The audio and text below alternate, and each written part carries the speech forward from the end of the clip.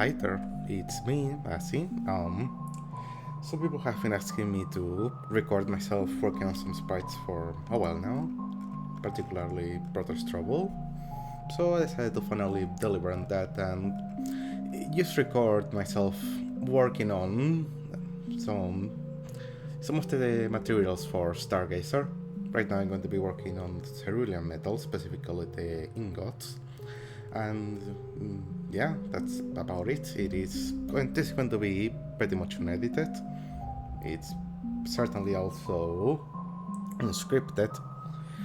You are just going to be getting my normal work process roughly narrated over. I don't promise that I'm going to exactly be saying much, but I will try to describe my thought process as I go.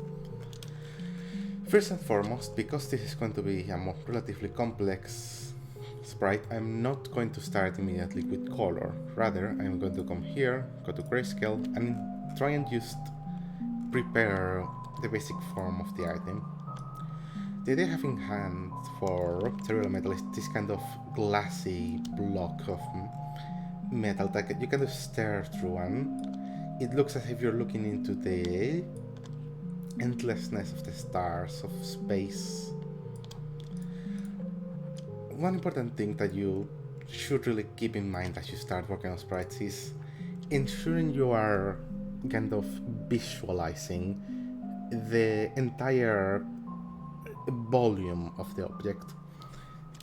While you're imprinting your ideas onto a 2D plane, you really should be considering yourself as if you're sculpting a three-dimensional object, because you really are.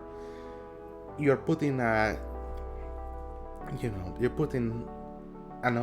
your basic idea, whatever you're depicting, is some object. It's a volume with geometry and a lot of details that exist in a space with depth, and you need to flatten that depth into a plane, into a very pixelated plane, in fact. And to do that successfully, you really need to remember at every point of the process that you're working with a solid object. Other thing that I should also try and always keep in mind is the borders of the image. Where are they going to be? I myself want to leave enough space inside the ingot, and I'm going to try some of this later, but just for a start, I wanted to leave enough space inside of the ingot to be able to really display what I'm working on, really display those stars. But I also need to do that while considering the borders of the image, because as you can realize here right now, let's say I'm going to make this like this is the whole inner space of things. If I were to just do that and set things out, firstly, this is going to be not an even texture, which is not inherently bad, but it is kind of annoying a lot of the time. It's not always desirable. But secondly, it is going to be touching the border of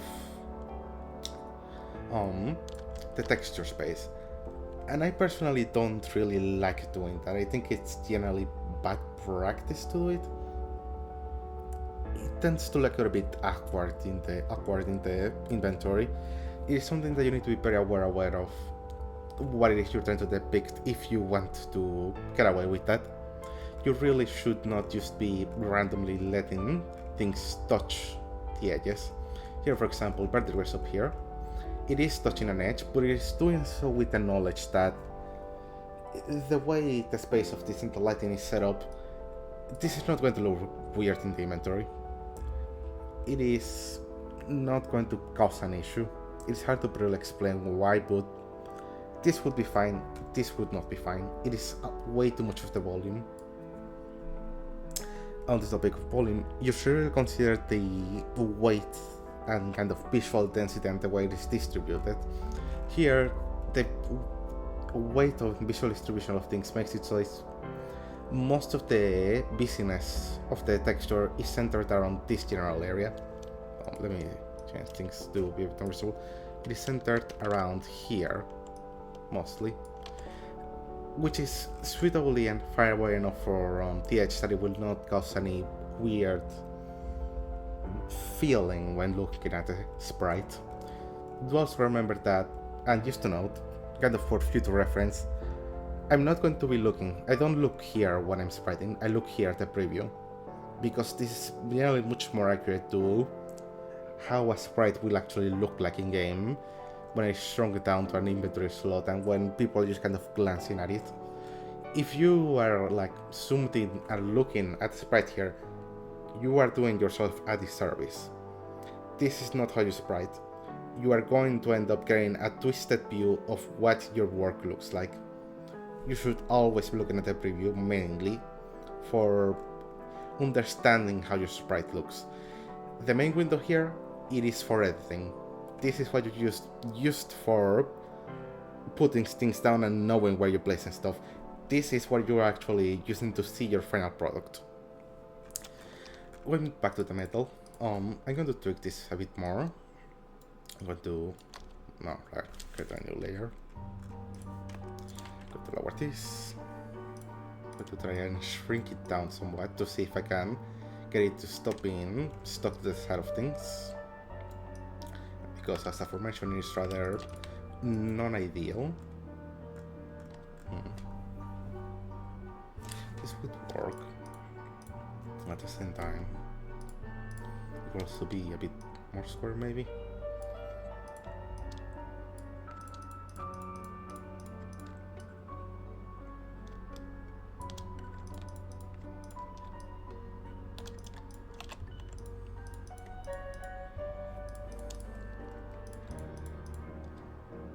Yeah, no, that's not going to work. No.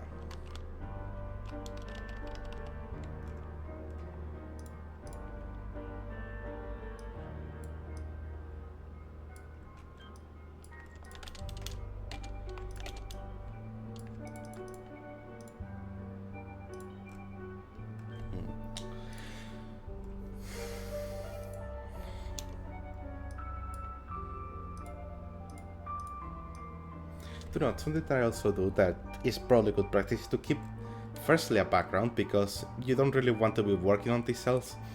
You want to use the cells to position yourself and ensure that everything is nicely centered, but having all of these grid lines and divisions is going to distract your eye and it's going to not really give you a good view of how the sprite is going to look in the end. You don't generally want to be working like this. Here a moment. There, I just need to lower the music real quick. This is not an ideal workspace when you're actually editing the sprite. Instead, what you want to do is have some sort of background. I typically use this kind of brownish beige as my general work surface as it is. Most things will not blend into this. That is something very important. Whatever color you use, you want a flat color for your background, and you want it to be something that whatever it is you're going to be working on, it will stand out. I generally use these colors, this kind of, as for formation, dark beige, but you will sometimes need to switch to something else depending on what you're working on. If I were working on like some kind of dark, like very naturalistic dark color, kind of some kind of probably clay rich dark or like kaolin or something like that, this would not work, because the dirt would probably start to blend into this, and that isn't great. You also want to ensure that this color is always neutral, because of course, remember, color theory, basics of it, whatever color you have as a background is going to affect whatever it is that you're working at. If I turn this to like a very strong orange, it is going to affect the perception of the colors. For example, with this verdigris over here, starts to look a bit more intense, the colors start to pop out more than what you were actually seeing in game.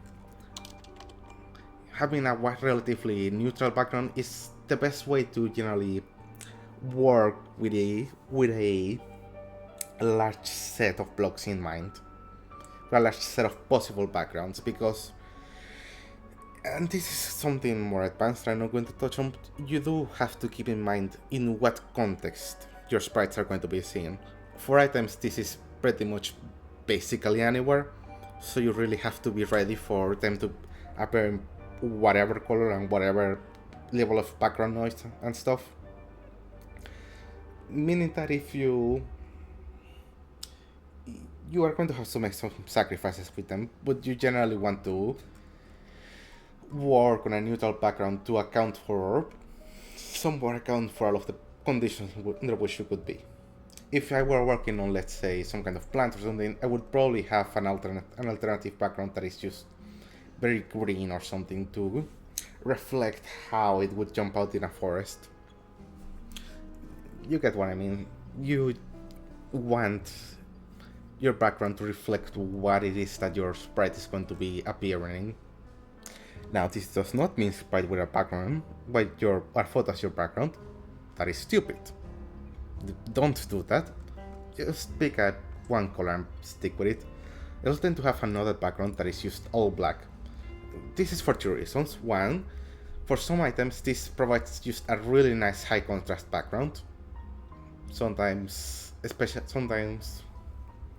when this isn't quite right to be able to just see what is going on, having a high contrast background like this is really nice to be able to catch your bearings and really understand what is going on. It isolates the sprite and lets you see the colors alone. Secondly, it is also really nice just to rest your eyes. Seeing the same colors for a long time can be kind of annoying on your eyes, and it is certainly a potential issue if you're working with more intensely colored things. So switching up the background is just generally nice, and black doesn't strain your eyes very much. It is also really nice for showcasing things.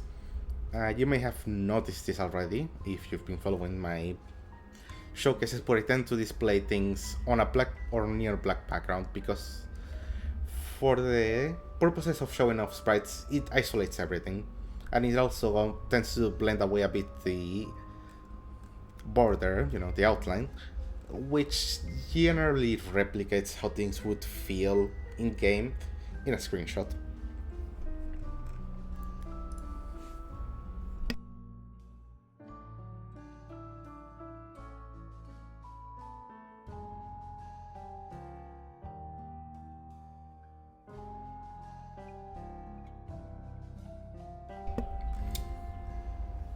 So, back to the ingot.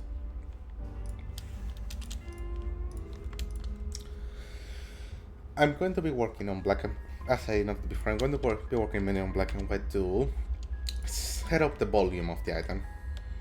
Just get the general surfaces down and the general shapes, the geometry of the thing.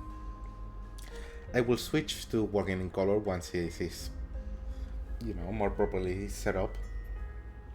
But for a start, this is going to do. And you do want to ensure that you remember what you're supposed to be working towards. A very easy pitfall, especially with more complicated items that people tend to fall onto when they're newer, is worrying too much about particularly color before you're supposed to worry about it. When you're working on a sprite, your first and most important thing to keep in mind is always your values. You always want to consider the contrast and the shape of your item, of whatever it is you're working towards. Take this as something to remember. This is something that applies to arts in general, but your highlights and your shadows are always the most important part. It is why even like digital painting, for example, you will sometimes have people making their entire piece in black and white and then adding the colors at the end. Your values are the most important thing. Colors come afterwards. If you know what you're doing, like if you have an idea of what you're doing, you can really do whatever for colors as long as your values are correct. If your values are wrong, everything else is going to be wrong. As a matter of fact, Verdigris here was started like that. I did not start on Verdigris in full color. I started on it in black and white, in grayscale to be specific, and then added color once I was done with that. And I also added the other minor pieces of detail. I don't always start in grayscale. For matter of fact, a lot of the time I just don't. But when you are working with more complicated items like, this mess, you really want to make sure you are understanding the values and the volume of the object you are working towards. See, let's go. See, you can see it here. Like, if I put this on grayscale, you can still clearly see the outline and the shape of this item. Whereas, I can assure you did this with the sprites of some not lesser, but some less skillfully sprited mods, the sprite would become a mess.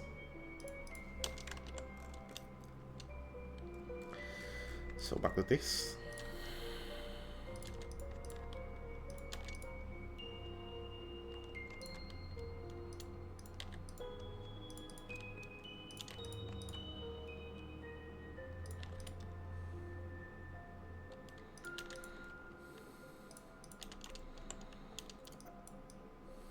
Techniques-wise, I'm not going to talk very much about specific techniques. Maybe we should start like a tutorial series about more delicate, about specific strategies and skills to use in sprite working. But here what I'm doing is mainly working off of a soft light source. It's positioned somewhere around here, like on the front of the sprite of the object. And of course, towards the upper left, as that is the case for all Minecraft items. Always remember that. By default, all Minecraft items have their light coming from the top left, but there is not actually a consistent, exact point where it comes from. It varies, and oftentimes that is something you can and should learn to play around with, as it would result in a lot more interesting items. A lot of good sprite work comes down through really just understanding what it is the medium you're working in, kind of, well, I won't repeat myself a lot here, but the depth of your objects. You always want to remember that you're working with a volume.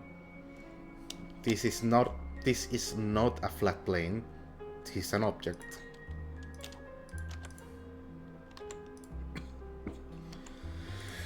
Also, sorry if I cough a bit, I'm still not entirely. I got sick over the holidays, I'm still not entirely there. Not entirely, like, out of it yet.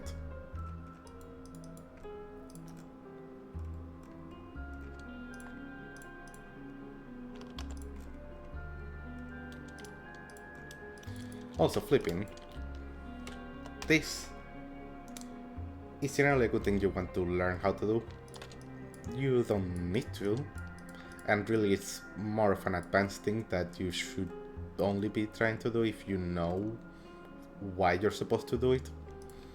But if you're at the level of sprite work, it is good, mainly if you have been looking at something for a while, to flip it around to kind of ensure you can see its flaws, because your eyes will get used to a sprite if you keep looking at it for too long. For example, here, by flipping this around, I can see that the volume here is fucked. This does not look as it should.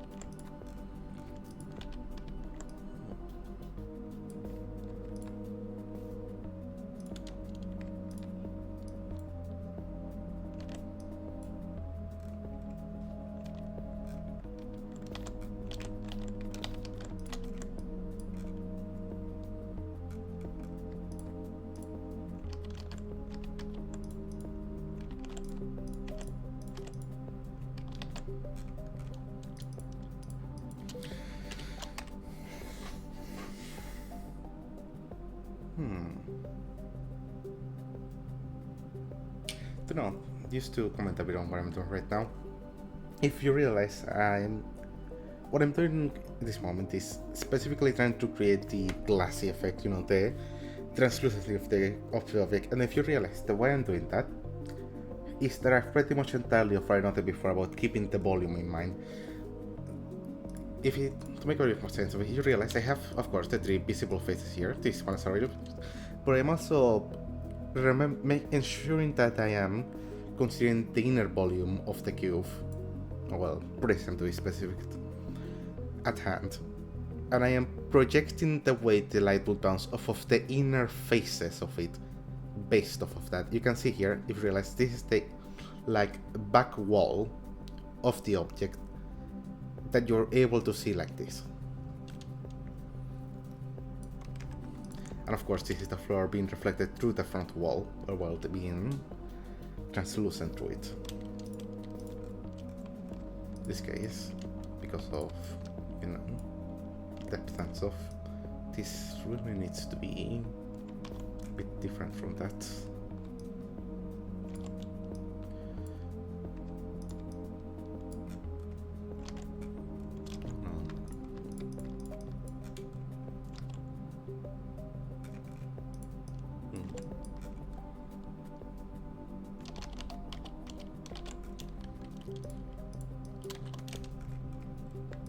I'm actually going to do something here.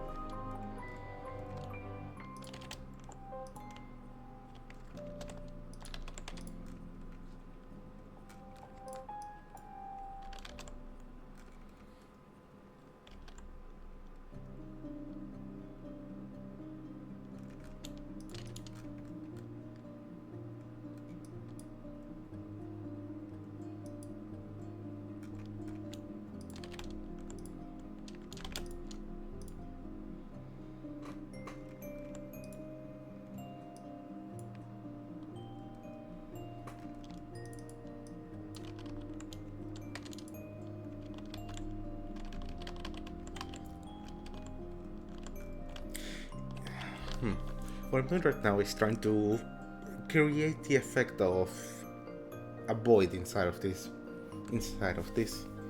Because of course the idea for Cerulean metal is that you can see the cosmos inside of the ingot. It is a real glass cube that contains an entire universe.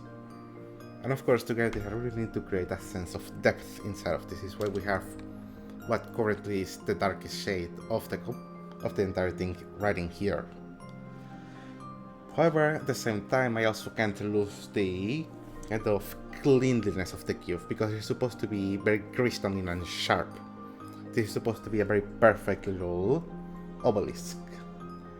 So there is a balance to be found there, and it's a difficult balance to really reconcile. Right now I'm going to undo a lot of what I did, because I don't really like how it is coming out. And I'm going to come back here and reconsider some bits, some parts of it, from a simpler state. And there is something to always remember. You can always undo what you do. A piece is not finished until it is in the game, and even then you can always redo it. I generally feel that the best thing you can do as a spriter is just experiment. Whatever idea, whatever feeling of how to change the sprite, try it out. It's a program after all, you can always undo it. You have Ctrl-C right there for that reason. And it's only pixels, so you know, you can always come in here and just erase it, save and quit, which I'm not going to do. But the only thing that is stopping you is yourself. And there is something to always remember with this.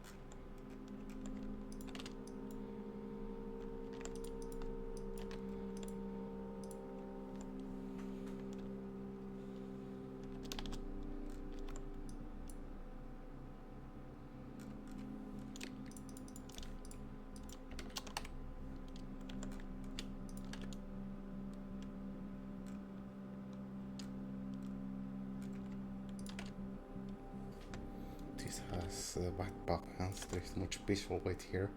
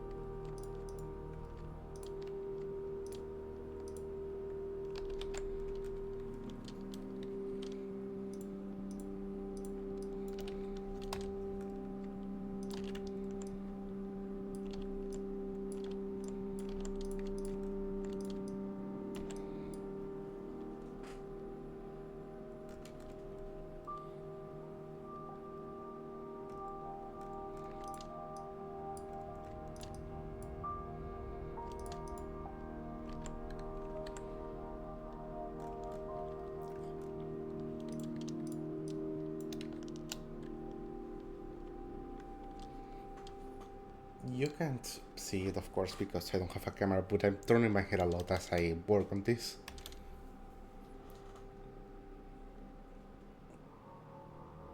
And it is to try and get a bit of a different perspective as much as I can with a two-dimensional object.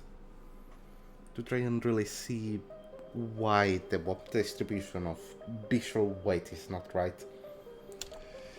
Because I'm currently stuck in a bit of a loop, and this happens a lot, where this place just left like this is obviously too plain. This doesn't feel right. This front face is just kind of flat. But if you go forwards and, if I do stuff like what I was doing shot before, it ends up feeling too heavy by contrast. And it is kind of a dogged thing to try and reconcile.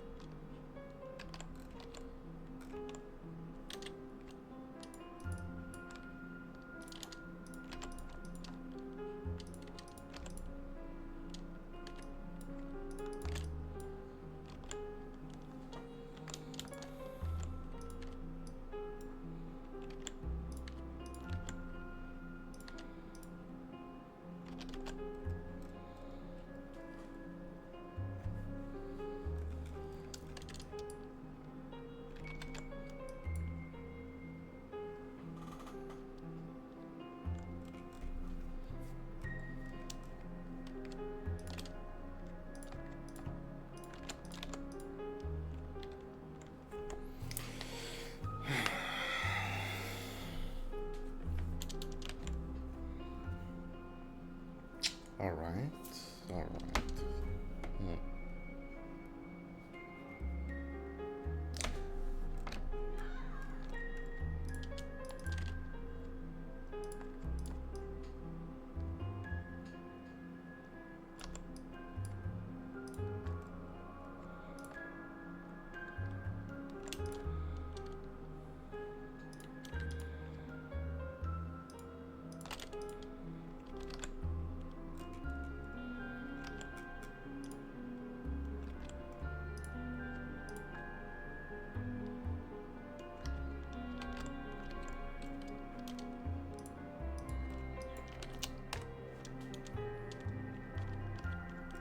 I think this is about ready to start working in color with it. Yeah. Even if I want to do the stars first or do them afterwards.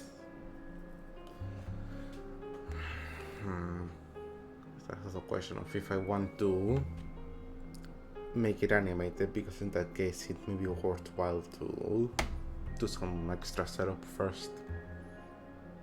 I think I'm going to just leave it static for now. So I'm going to first make a copy of this, just for safekeeping. Then I'm going to do the stars first. Then... But no, it doesn't quite work out as we wanted to. I'm going to do the color first. I'm going to keep the other version of this on the side as a reference.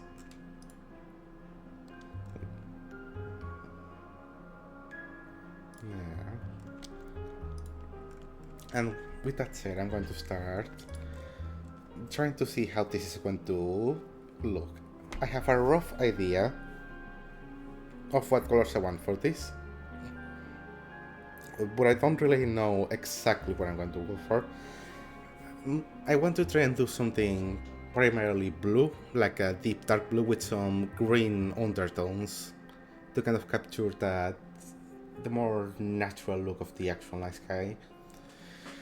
But I do want it to have a somewhat icy aura to it, so it's going to be a bit of a balancing act, as it tends to be.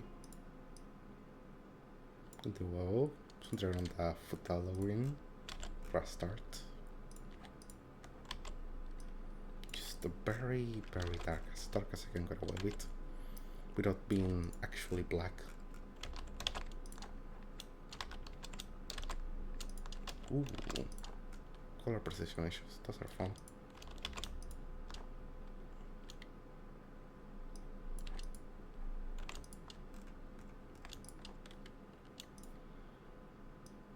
I'm going to just let the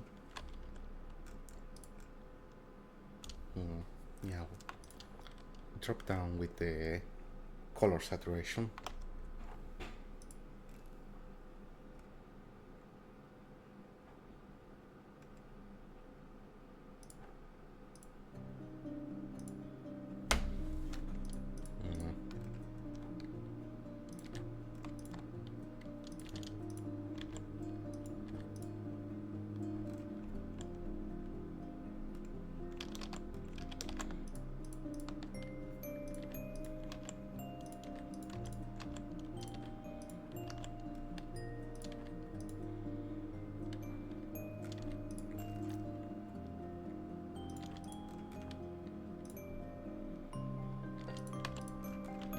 Always remember whenever you're desaturating colors that just naturally, as a color becomes more desaturated as you get closer to the grays, the color will become brighter. Mostly, I don't know, most people do not know about either of things.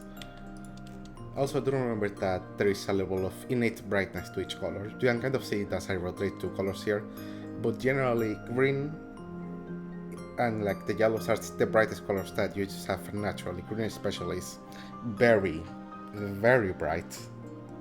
And as you go elsewhere, the kind of inherent brightness of the colors starts to go down.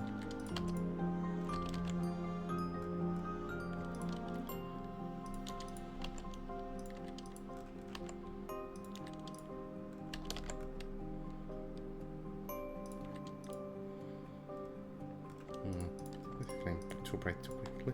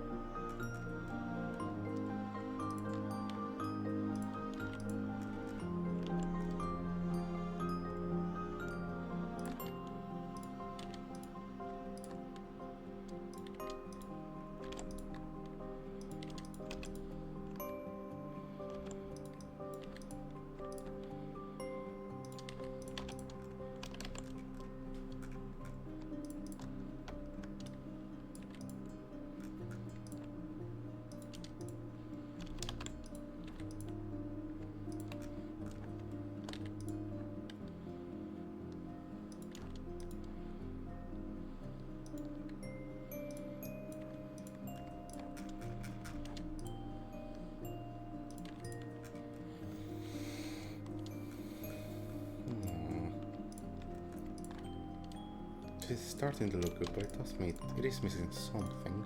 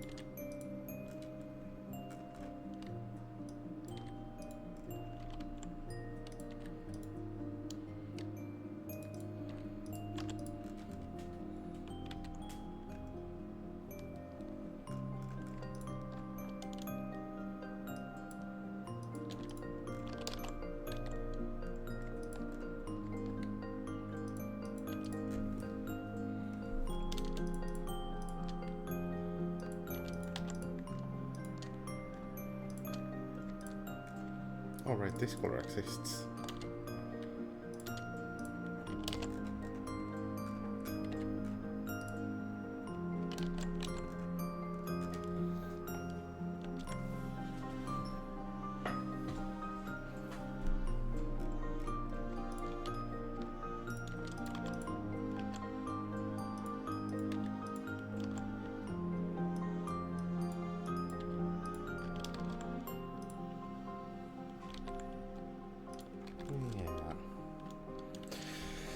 Well, now comes the fun and hard part.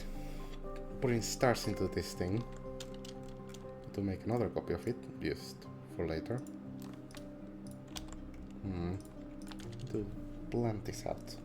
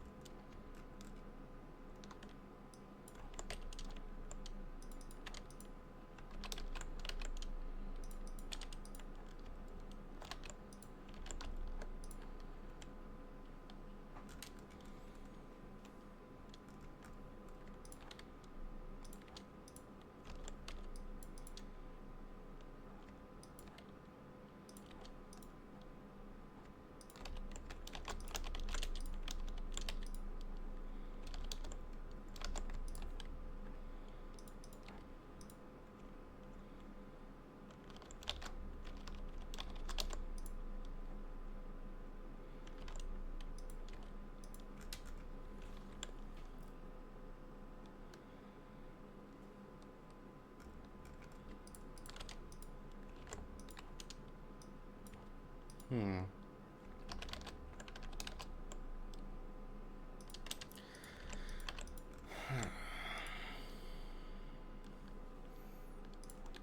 I think this is a pretty good stopping, well, pretty good stopping point. This about gets at the idea that I wanted to do from the beginning. It probably will get a few more things as time goes on, but this is overall quite good. Hmm.